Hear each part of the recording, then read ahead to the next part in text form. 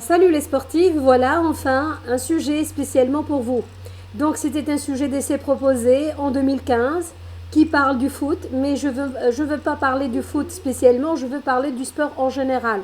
Pour vous aider à utiliser ce sujet, si on vous demande les qualités d'une activité sportive pour un jeune, les mérites, les avantages du sport pour un jeune. Voilà le sujet. Pensez-vous que le sport continue à éduquer, à enseigner, à préparer les jeunes à la vie sociale? Voilà la production. Je commence par l'introduction.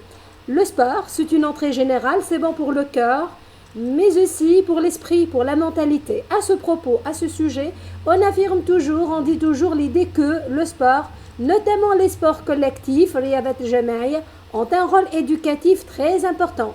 Donc, c'est un rôle d'enseignement très important, ta'limi très important. Mais voilà la problématique, de nos jours, le sport inculque-t-il des valeurs morales aux jeunes? Est-ce que le sport enseigne la morale, l'éthique, la bienséance, l'akhlaq aux jeunes? Est-ce que ça forme moralement les jeunes? Voilà la question à laquelle on va répondre. Donc, quels sont les mérites, les bienfaits, les avantages du sport au niveau de l'éducation des jeunes? Voilà.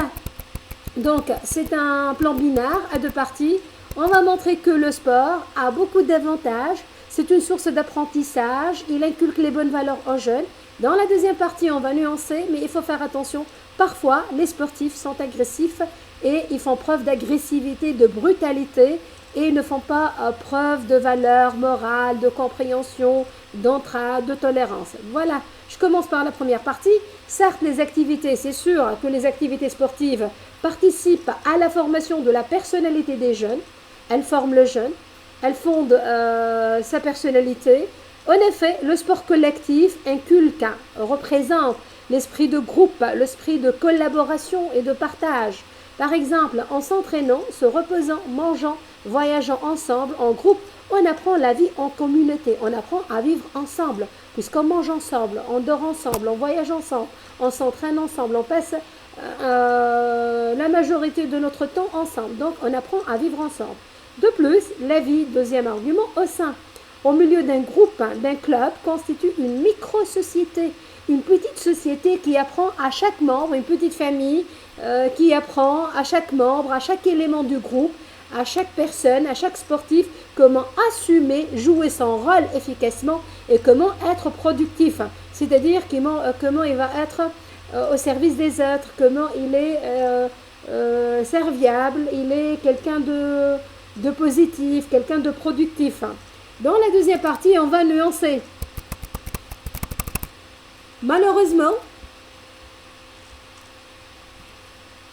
on remarque que plusieurs joueurs ont des comportements entachés d'incivilité, c'est-à-dire se comportent de manière inconvenable. Donc, on remarque que plusieurs joueurs ont des comportements entachés d'incivilité. En effet, voilà l'argument numéro 1, c'est footballeurs par exemple, ou bien c'est sportifs. Donc, je peux changer, même c'est plus général, c'est sportif. Donc, voilà. Ces sportifs adoptent des comportements inadmissibles. Voilà l'exemple. Citant à titre d'exemple certains joueurs qui insultent, qui disent de gros mots à leurs adversaires et profèrent des injures. Ils sont violents verbalement, ils disent des gros mots.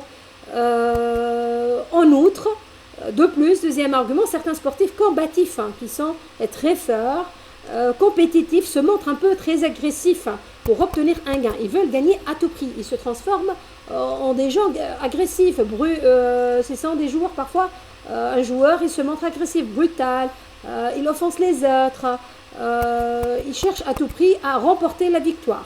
Ainsi, voilà l'exemple, lors d'un match de football par exemple, le contact physique avec un joueur violent, trop agressif, peut causer des blessures graves dans le camp des adversaires, dans l'équipe des adversaires. Je passe ensuite à la conclusion. Voilà, on conclut. En conclusion, le sport est à la fois un savoir-faire et un savoir-être, c'est-à-dire être bien, être bon en sport, mais aussi savoir vivre avec les autres, savoir se comporter avec les autres, avoir l'esprit sportif, avoir l'esprit du groupe. Voilà. Ainsi, le sport, il doit être, voilà l'ouverture, une école de vie. C'est une école de vie qui nous apprend à respecter les autres et à se respecter soi-même. Donc, je dois me respecter, je dois être à la hauteur et je dois respecter